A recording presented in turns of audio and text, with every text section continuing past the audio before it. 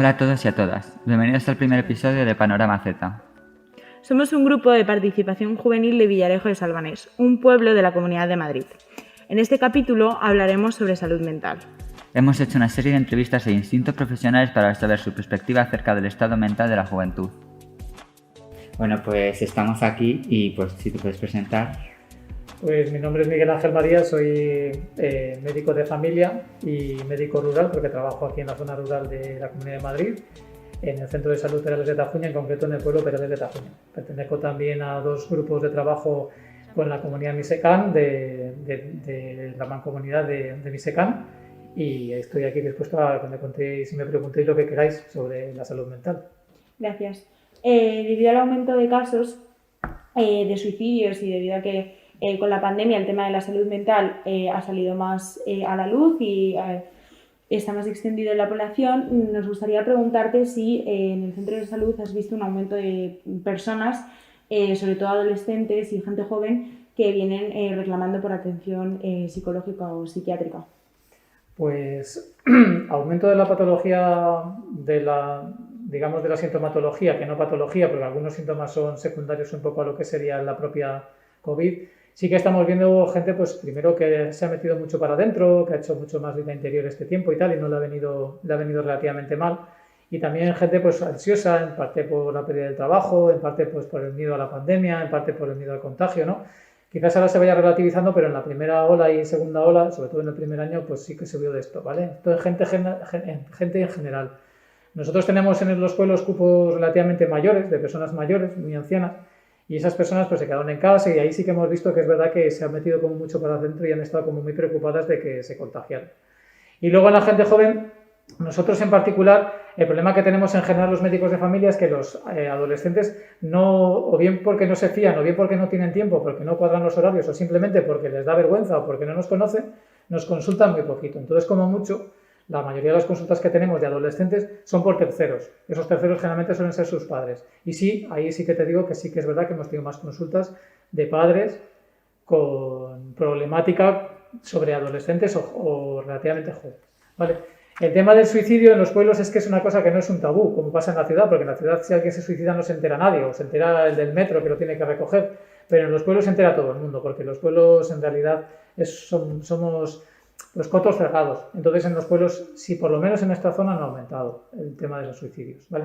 Y luego las consultas de psiquiatría, como comentábamos antes fuera de micrófono, la mayoría de las consultas graves de gente que se encuentra muy mal o relativamente mal, acaban en los hospitales. Si son adultos, en el hospital de Arganda, y si son relativamente jóvenes, en el hospital Gregorio Marañón, que es donde tienen un poquito las urgencias de psiquiatría. ¿Tú crees que este aumento de casos o aumento de nuevas enfermedades, una enfermedad más transmitida en las personas, pues se ha luego transmitido en una mejor organización de la salud mental, por lo menos en la comunidad? En principio la salud mental y la atención primaria y la atención hospitalaria no están dimensionadas para pandemias, obviamente. Eso es una entelequia y una utopía que la gente piensa que es así muy fácil, con lo que hay, conseguir llegar a todo, y eso es imposible. No está bien armada la atención primaria porque bueno, pues faltan profesionales y es verdad que llevamos años en que los presupuestos han sido relativamente bajos. Y tampoco está bien armada la salud mental, que también se queja mucho de eso precisamente, de falta de presupuesto, de no cobertura de bajas y de tener unos ratios, es decir, de la cantidad de gente que en teoría podría ser subsidiaria de ser pacientes suyos, alto, ¿vale? Eso se traduciría en que se contratara más profesionales, que duda cabe, y eso pues lleva tiempo pues que se ha ido, pues digamos, teniendo una tendencia a la baja en presupuestos, ¿vale? Si eso es subsidiario de que en una pandemia todo se revienta. Como hubiéramos tenido una sanidad perfecta y súper mega tal, pues bueno, como se ha demostrado por ejemplo en la sanidad alemana o en la francesa o en la inglesa, que dice que está mucho mejor armada, se ha saltado por los aires todo, pues porque eran tanta la cantidad de gente que estaba afectada que es imposible. Y sobre todo porque en ninguna situación de las menos esperadas, ni Orwell habría determinado la posibilidad de que nos dejaran en casa 6 meses. Imaginaros que te dicen hace un año o 2, no, pero hace 4, que te vas a quedar en casa 6 meses porque sí, porque lo decreta una ley. No, lo primero que habría dicho, eso va contra todo tipo de leyes y va contra la persona y va contra todos los derechos fundamentales, y es cierto, pero es que es así. Pues imaginaros eso trabajado desde el punto de vista mental. Es imposible que se dé cabida a todo. Y en cuanto a los trastornos, tipos de trastornos y demás, ¿cuáles crees tú que son los que más se presentan? Los de siempre. Ansiedad, claramente por encima de la depresión. Para catalogar depresión se necesita cumplir una serie de criterios entre los cuales está el tiempo, con lo cual hay que estar un tiempo con unos síntomas X determinados de depresión. Para la ansiedad es más fácil porque ansiedad puede ser encontrarse mal y tal, generalizada, que puede ser todo el tiempo o puntualmente cuando tengo que hacer una cosa, ¿vale? La ansiedad gana por goleada a la depresión y luego a algunos otros trastornos. Es verdad que como se mete en un cajón desastre, que para el psiquiatra sí vale, pero para nosotros como médicos de familia, pues está el juego, por ejemplo, que también se considera una enfermedad ahora, digamos, psiquiátrica. Está, por ejemplo, la adicción al sexo también puede considerarse un tema psiquiátrico. Y más o menos, ¿cómo sería el tratamiento de una persona con ansiedad y depresión que es tratada en el centro de salud? Pues como estamos hablando precisamente de la pandemia, lo que suele pasar es que ansiedad y depresión sean secundarios o lo que llamamos reactivos, es decir, que sea reactivo a una situación que obviamente si no se acaba de pasar, por mucho que tú quieras tratar, es la situación la que está produciendo la ansiedad y depresión. Me explico. Si alguien tiene problemas con sus padres y tiene que seguir con esos padres, va a estar siempre ansioso o depresivo. Ese es uno de los grandes retos que tenemos, tanto los médicos de familia como los psiquiatras y psicólogos, y es no llegar a medicalizar, es decir, no llegar a poner medicación a gente que lo único que tiene es que está harto o cansado o que no tiene suficientes armas como para poder contestar a lo que es el día a día del ser humano, que es, pues eso, tomar decisiones, enfrentarse contra cosas que no nos gustan, miedos. Entonces, claro, es muy difícil no medicalizar eso y decir, bueno, yo tengo una persona que no duerme bien, le pongo un medicamento para dormir, vale, pero ¿cuánto tiempo? Y si se le pasa lo que le pasa, ya no necesitaría el medicamento, no sé si me explico.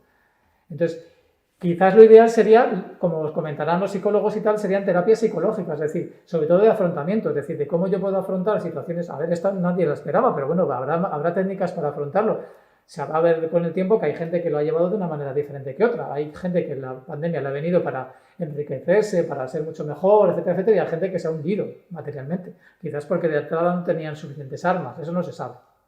¿Vale? Pasa siempre en las grandes depresiones, en las grandes situaciones de estrés, en general, en las guerras y tal, pues que hay un grupo ahí de gente que reacciona, se bloquea y cae. Y no se sabe por qué. ¿Tú crees que se ha usado muchas veces las redes sociales, la tecnología, como cabeza de turco? Sí, eso está claro, sí. Pero en general en la sociedad, en general.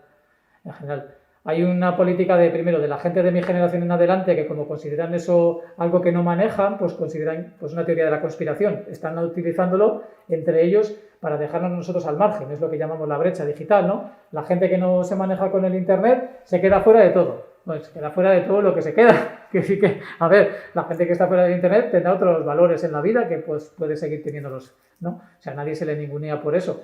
Y al revés, cuanto más jóvenes, se supone que tienes que tener más manejo, eso es otro sofisma.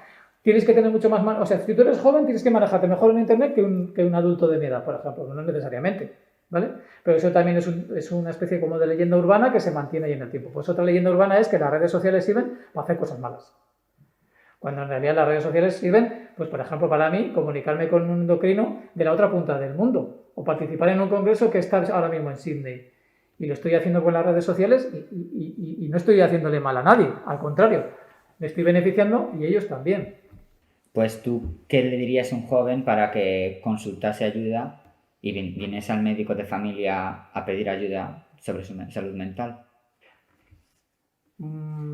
Es una pregunta buena porque verdaderamente, si miramos, y en esto sí que tenemos datos, el número de veces que consultan una franja de edad determinada en el médico de atención primaria, pues la de vuestra edad consulta fundamentalmente por dos razones: traumatismos en general, caídas, etcétera, etcétera, y por otro lado algún tema de salud mental de forma muy de Pascuas a brevas.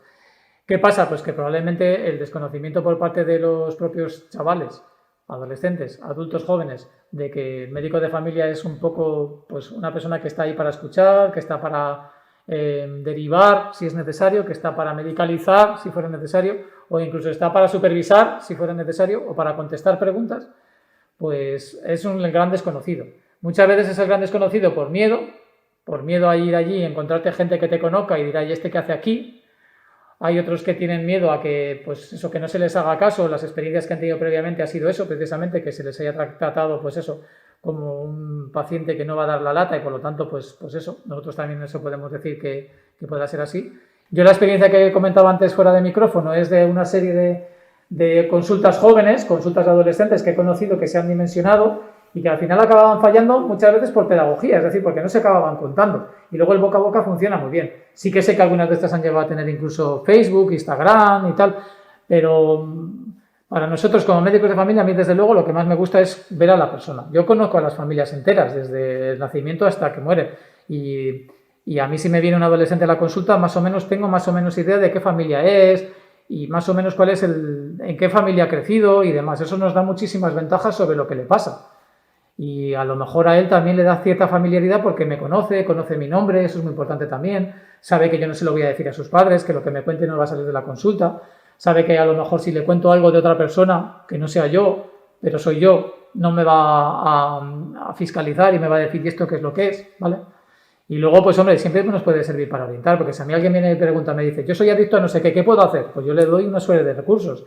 Adicto al alcohol, este recurso. Adicto a las drogas, este recurso. Adicto al juego, este recurso, ¿vale? También nosotros manejamos esos recursos porque los tenemos entrenados, ¿vale? Vale, muchas gracias.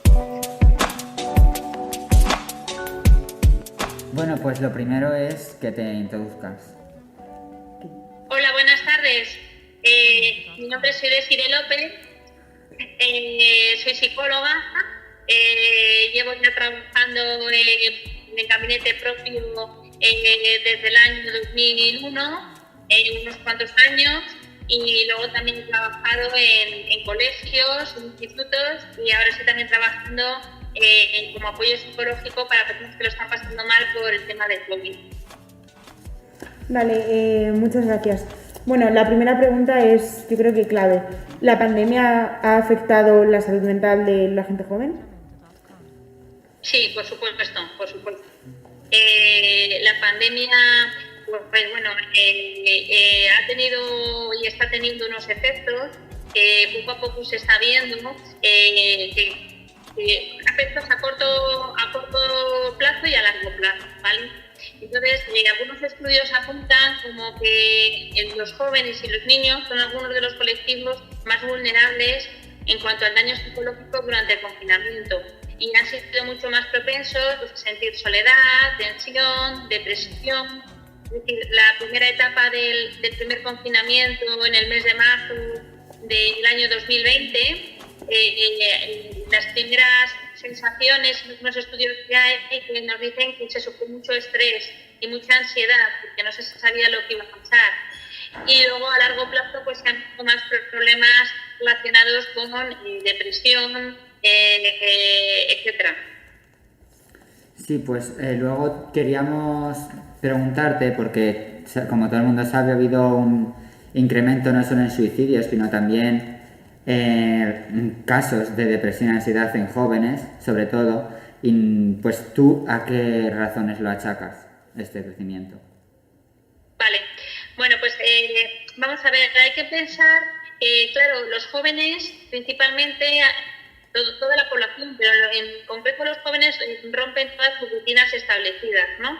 Todas las rutinas que tenían establecidas antes de la pandemia, pues dejan de ir a estudiar a los centros educativos, institutos, a universidad, dejan sus trabajos de ir presencialmente, dejan de relacionarse a nivel social y de realizar las actividades que realizaban, pues deporte, actividades culturales.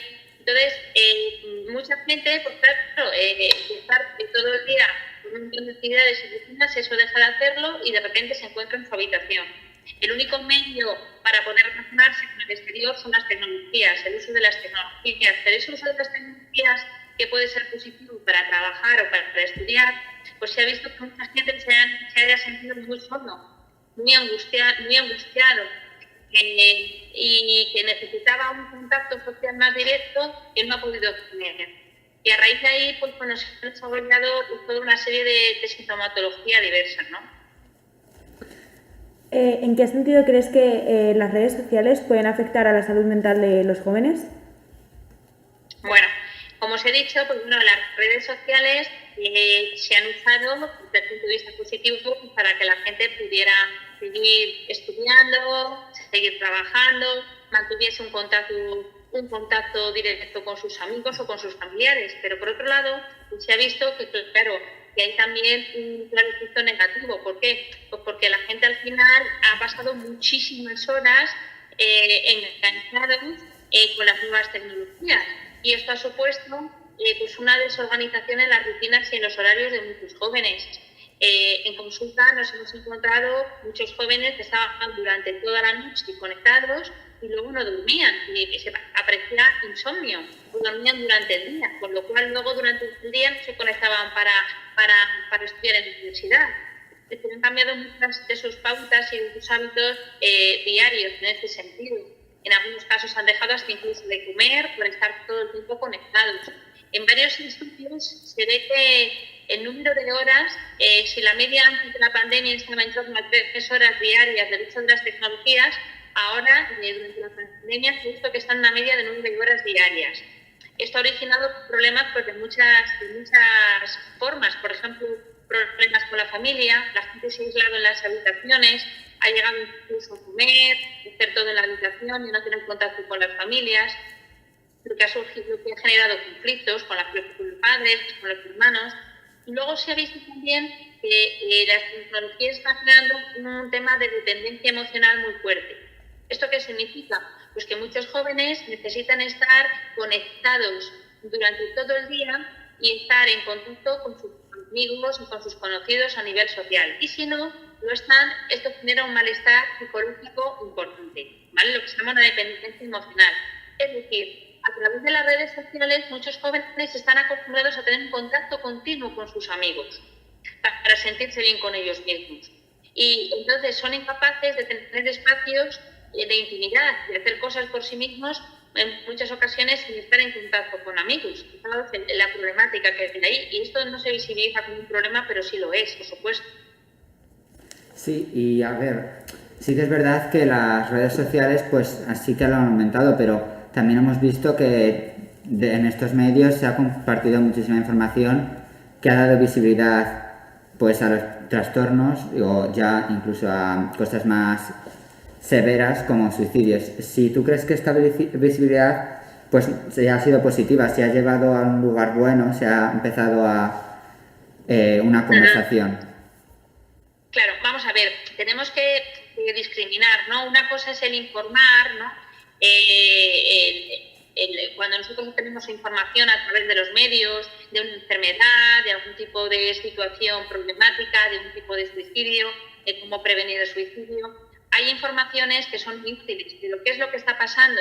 Que a través de las redes sociales se está viendo que muchos jóvenes comparten vídeos también de enfermedades que tienen o de situaciones que están sufriendo y muchas veces esa información la reciben muchos jóvenes que se sienten solos, que no entienden qué es lo que les está pasando y que piensan que es normal, ¿no? Por ejemplo, pues el caso de que muchas jóvenes se comparen con otras chicas que están adelgazando, están siguiendo dietas estrictas para ser igual de delgadas. Por ejemplo, en el caso de una persona que esté obsesionada con su físico, o incluso personas que estén pasando por un momento emocional y vean vídeos a través de las redes en el que chicos dan ideas de cómo poderse hacer daño en el instituto, en su casa, en su habitación. Eso hace muchísimo daño a la gente joven. La falta de discriminación de lo que es una información válida y no válida. ¿Cuáles crees que son unas medidas adecuadas para que los jóvenes aprendan a utilizar adecuadamente las redes sociales y la vean como una herramienta y no como algo que pueda derivarles en un problema de salud mental? Claro, mira, esto, claro, estamos hablando de los jóvenes, pero es una cosa que se debería de trabajar pues, desde la infancia, ¿vale? Desde que los niños están en edad escolar. Sí que es cierto, ¿no?, que muchos niños cuando empiezan a tener móviles, cuando tienen un acceso a internet más directo, pues en torno a los 8 o 9 años muchos niños ya lo tienen. Su cerebro no está preparado en esas edades para tener el móvil abierto, con internet abierto. Es decir, yo creo que una cosa muy importante sería informar a la población en general, pero principalmente los padres con niños en edades escolares, sobre qué riesgos puede llevar pues, el que sus hijos desde edades tempranas tengan los móviles o tengan las tecnologías abiertas, o qué consecuencias negativas puede tener un uso abusivo de las tecnologías, ¿vale? Como un mal uso de las tecnologías. yo creo que habría que hacer un poco pues, escuelas de padres, talleres en los colegios para informar, para asesorar sobre qué edades son las más recomendables empezar. Y luego, por supuesto, talleres también con vosotros desde los primeros años de la ESO, ¿no? Cuando llegáis al instituto, pues para informaros un poco de qué es lo que podéis encontraros y cómo manejar esa información, ¿no? Y qué es adecuado y qué no es adecuado. Pues también hay que teneros en cuenta también a vosotros para que nos digáis qué es lo que usáis, qué es lo que no usáis, qué problemas os encontráis, porque al final sois los usuarios y estéis constantemente en contacto con esto y los que también nos podéis dar muchas herramientas a los adultos. Pero yo creo que hay un tema grave y es la normalización desde edades muy tempranas de los medios tecnológicos cuando los niños no están preparados para ello. Con lo cual, cuando llegan al instituto, todos los niños prácticamente ya tienen móvil, ya pasan muchísimas horas en Internet y no saben seleccionar muy bien los contenidos en muchas ocasiones, ¿no? Entonces, por eso estamos viendo que cada vez los problemas se están dando en jóvenes más menores. Sí, aparte de ya las redes sociales, ¿tú crees que la pandemia ha hecho que se creen nuevos casos por este aislamiento social o que ya problemas ya latentes de nuestra propia sociedad o de nuestro propio, una persona aislada, han hecho que se incrementen? Claro, vamos a ver, la pandemia está claro que lo que ha hecho ha sido agudizar y hacer aparecer muchos problemas latentes que tenían muchas personas. Es decir, si una persona tenía tendencia a la depresión, pues una situación como esta, pues por supuesto, favorece el que aparezcan los síntomas de la depresión o los síntomas de la ansiedad, ¿vale? Es decir, como tú bien dices, hay gente que ya previamente tenía trastorno y esto lo que ha hecho ha sido pues, favorecer la aparición de nueva sintomatología.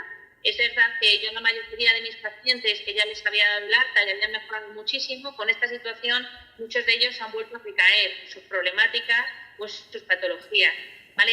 Se ve también el aumento de casos nuevos y de patologías nuevas relacionadas con la hipocondría, por ejemplo, muchos pacientes hipocondríacos con miedo a enfermarse, con miedo a morirse, y se ve también muchos trastornos de ansiedad o de miedos y evitación. Ahora en los medios está muy de moda hablar de la coronafobia, no sé si lo habréis oído, ¿no? No. Personas que tienen miedo a salir, a ir a trabajar, a ir a la compra, a hacer cosas que antes lo hacían sin pensar pues, que les pudiese un miedo al contagio constante. Entonces se limita mucho la vida en todos los ámbitos, ¿no? Una última pregunta pues es si tú crees que se les da la importancia que merece el tema de la salud mental en adolescentes y tú qué le recomendarías a un adolescente pues que ve que está teniendo un problema y necesita ayuda del exterior. Los adolescentes, los jóvenes muchas veces les cuesta mucho pedir ayuda externa, es decir, ir a un psicólogo, tienden normalmente a contárselo a algún amigo.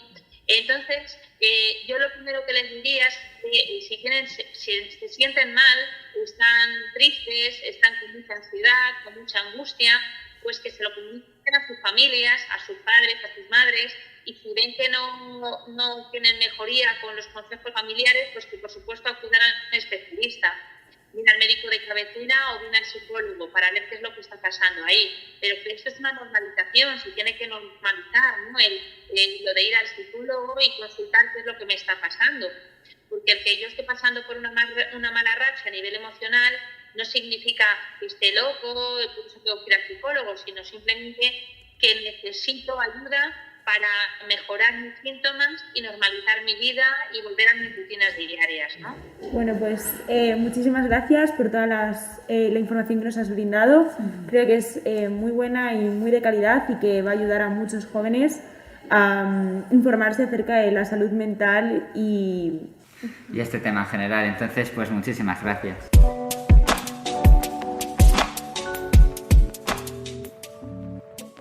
Bueno, pues lo primero nos gustaría que te presentases. Pues soy Paloma, soy trabajadora social del equipo de apoyo social comunitario del Centro de Salud Mental de Arganda del Rey. Vale, pues ¿en qué exactamente consiste tu trabajo? No solo tu trabajo en sí, sino los talleres que das a jóvenes en los institutos. Vale, sí, pues desde el equipo somos yo como trabajadora social, un psicólogo y 2 educadoras, y lo que hacemos es que atendemos a personas que tienen diagnóstico de enfermedad mental grave. Nos vienen derivadas del Centro de Salud Mental de Arganda, pues cuando las psiquiatras o los psiquiatras ven que son personas que necesitan de bastante apoyo, que están bastante aisladas en su casa.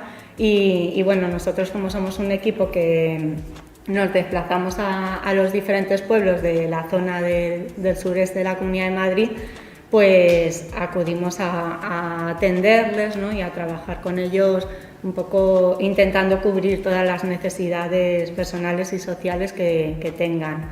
Entonces, otra de las actividades, como decía, son unos talleres que realizamos para jóvenes en 2 institutos de por aquí de la zona. Los talleres lo que consisten es que intentamos, por un lado, trabajar el estigma en salud mental en cuanto a desmitificar los falsos mitos y las falsas creencias que hay con el tema de las personas con enfermedad mental. Y por otro lado, pues también trabajamos el poder identificar los factores de riesgo, ¿no? Todo aquello que puede deteriorar nuestra salud mental y por el contrario, pues trabajar factores de protección, ¿no? Todas aquellas cosas que nos puedan ayudar y nos puedan contribuir a que nuestra salud mental sea buena y sea sana. ¿Crees que la gente joven tiene muchos estigmas acerca de las personas con trastornos mentales graves? Sí, la verdad es que sí, en los talleres que estamos haciendo sí que hemos podido observar que así a priori pues estos falsos mitos y estas falsas creencias están ahí, ¿no? Sobre todo el tema del miedo, ¿no? El pensar que una persona pues con un diagnóstico a lo mejor de esquizofrenia pueda ser una persona violenta, ¿no? Ese tipo de creencias sí que detectamos que de primeras están ahí, pero es verdad que, bueno, luego hablando con los jóvenes se rompe, o sea, sí que hemos visto que podemos romper, ¿no? Con esas creencias, que al final la idea de trabajar el estigma es como también que la gente, bueno, en este caso los jóvenes, se den cuenta de que una persona con enfermedad mental no está muy lejos de cualquiera de nosotros, que cualquier persona en la sociedad es vulnerable de sufrir en cualquier momento de su vida un problema de salud mental. Sí, yo creo que sobre todo poner en práctica la empatía, ¿no? Esto para mí al final, para romper el estigma, es esto de poderte posicionar en que no estamos tan lejos de ellos, que es que a nosotros también, a cualquier persona le podría tener un problema de salud mental, ¿no? Ante cualquier suceso de su vida o cualquier circunstancia, y que no estamos tan lejos, que al final son personas como nosotras que tienen sus problemas y que a todos nos puede pasar si no nos cuidamos. Si crees que hay un desconocimiento, no solo ya de, a lo mejor, enfermedades mentales graves, que sí que todo el mundo, como has dicho, por los medios de comunicación o por la cultura pop, sabe más o menos de lo que van, sabe más o menos qué son, sino de saber o identificar si tú tienes un problema, como si has podido ver, que la gente no sabe realmente si está sufriendo o no, o si es normal en esos talleres. Sí, es verdad que también detectamos eso, que cuando nos ponemos a hablar de esto de los factores de riesgo, pues sí que salen ahí un poco eso de pues pensar que a lo mejor el no hablar cuando tienes un problema, ¿no? El poderte un poco ahí descargar cuando estás muy sobrecargado, pues son cosas que luego a base de hablarlo y tal, sí que los jóvenes como que se dan cuenta de, pues mira, esto al final también me pasa a mí y me genera malestar y no me había dado cuenta hasta ahora, ¿no? Así que... ¿Tú crees que a los jóvenes se les pone como un ideal de ser fuertes y se les culpa si no lo son? Sí, sí es posible. Pero es que al final también lo que decíamos antes, los medios de comunicación y las redes sociales, ¿no? Pues estos ideales sociales también que ponen del cuerpo, de que hay que ser top 10, ¿no? Y todo perfecto, al final también estamos viendo que genera muchos problemas de salud mental en muchas personas, los trastornos alimenticios, el aislamiento, ¿no? Al final no querer salir de casa por no cumplir los estándares sociales, ¿no? Pues sí, ese tipo de cosas. Sí, por ejemplo, en cuanto a la gente joven y sobre todo que te haces talleres con gente que está en la ESO, si tenemos una persona en clase que tiene un trastorno mental grave, ¿qué podríamos hacer para que esa persona se sienta cómoda y no tenga ningún problema con la clase y sus compañeros? Yo creo que sobre todo que no sienta rechazo, ¿no? Que al final son personas que todo lo contrario, lo que necesitan es del apoyo y de la ayuda de los demás. Entonces, el no sentir rechazo y el saber que tienen ahí gente a su lado con la que pueden contar y que en un momento dado, pues si hay que acompañarles a que pidan otro tipo de ayuda más profesional o en los mismos departamentos de orientación de los institutos, pero sobre todo yo creo que todo lo contrario a lo que se suele hacer, que es el no rechazarles. Y si tú crees que este tipo de talleres han tenido unos resultados positivos, si tú has visto que, sobre todo, ¿en qué has visto que han mejorado estos alumnos tras dar los talleres? Sí, la verdad es que nosotros, en el equipo nuestro estamos bastante contentas con los resultados. Ya llevamos años haciéndolo y siempre al final de los talleres hacemos una evaluación con los jóvenes y sí que los resultados son bastante positivos en cuanto a que sí que manifiestan que cambian sus creencias en cuanto a las creencias anteriores que venían al taller después de dar las sesiones. Sí que ellos mismos manifiestan que sus creencias han cambiado y sí que además identifican como positivo esto de haber podido detectar qué cosas nos pueden perjudicar nuestra salud mental y el haber podido hablar también de qué forma poderlas solucionar, ¿no? O por lo menos saber ahí estar pendiente, ¿no? de eso. Y la verdad es que sí, que las evaluaciones están siendo muy positivas hasta ahora. Y por último, ¿qué le dirías tú a un adolescente que intenta buscar ayuda? ¿Cuál sería tu recomendación? Pues mi recomendación sería que hay que tener en cuenta que la mente existe, que creo que al final como que todo pasa más por los ojos y nos centramos más en aquello que se ve, que suele ser el cuerpo y la apariencia física, pero que hay que saber que otra parte nuestra también es la mente y que hay que cuidarla, porque al igual que el resto del cuerpo, si no se cuida, pues se deteriora y al final surgen los problemas y las enfermedades. Y que bueno, y que pidan ayuda, que cuando, o sea, que hay que también saber hasta qué punto tú como persona te puedes más o menos manejar en lo que te está pasando, pero que si no, que hay en nuestro entorno hay desde amistades, familia, profesionales y un montón de recursos que están ahí a su disposición y que los utilicen y pidan ayuda cuando la necesiten. Pues muchas gracias por ofrecernos esta entrevista. Gracias a vosotros.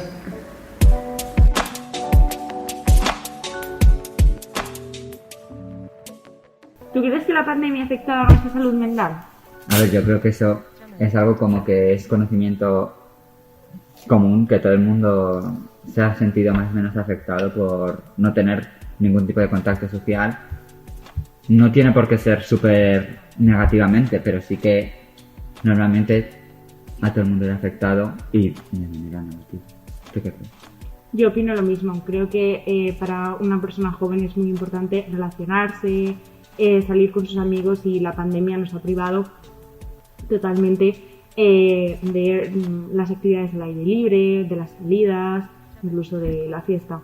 Y eso ha hecho mella en los jóvenes. Sí, no sé si nos dijo también uno de nuestros entrevistados que no se contaba con los jóvenes para las medidas y que muchas veces se dejaba fuera nuestra propia necesidad, porque es una necesidad de relacionarnos por miedo a que pasasen cosas. Que yo entiendo que hay que tener medidas, pero también yo creo que es importante pues saber que como jóvenes necesitamos relacionarnos para poder luego ser adultos sanos. Sí, opino lo mismo. Y si tú crees también que las redes sociales han tenido algún tipo de efecto directo en la juventud, en su autoestima y en su salud mental en general. Creo que sí, al fin y al cabo las redes sociales no dejan de ser un medio que tiene sus cosas buenas, muy buenas, nos permite comunicarnos y en tiempos de pandemia han sido muy importantes para seguir manteniendo la relación con nuestros amigos y familiares, pero también tiene la cara B, una cara muy mala, y es que dentro de las redes sociales hay mucha falsedad, se utilizan filtros, las fotos están hechas con perspectiva, son retocadas, no se muestra la realidad tal y como es. La diversidad de cuerpos sí que es cierto que últimamente hay más, pero anteriormente pues la variedad era escasa. Entonces eso favorece a que los jóvenes, que son muy vulnerables, se comparen con sus influencers favoritas, pues sus vidas, sus físicos, su forma de ser, y haga que su autoestima se merme. ¿Y tú qué opinas? A ver, yo creo que tú tienes razón en el sentido de que sí que es verdad que las redes sociales han podido afectar, bueno, no han podido, yo creo que han afectado directamente a los jóvenes, especialmente a las jóvenes, pero también creo que por otro lado sí que no creo que sea un problema exclusivo de las redes sociales que los jóvenes tengan cada vez menos autoestima o que haya más pruebas mentales. Yo creo que primero también es que se ha podido externalizar más, pero también es un problema de la sociedad en general que hace que los jóvenes se tengan que comparar, y las redes sociales simplemente son un modo más directo de hacerlo, pero al fin y al cabo todo el mundo te va a juzgar por cómo eres. Solo que las redes sociales a lo mejor puede ser más en tu cara, ese cómo te juzgan. Y yo creo que lo que hace falta es que los jóvenes sepan usar las redes sociales para tener una relación sana en esos espacios, y yo creo que es posible. Y en general yo creo que las redes sociales han traído más bueno que malo, sobre todo en esta pandemia, como has dicho tú.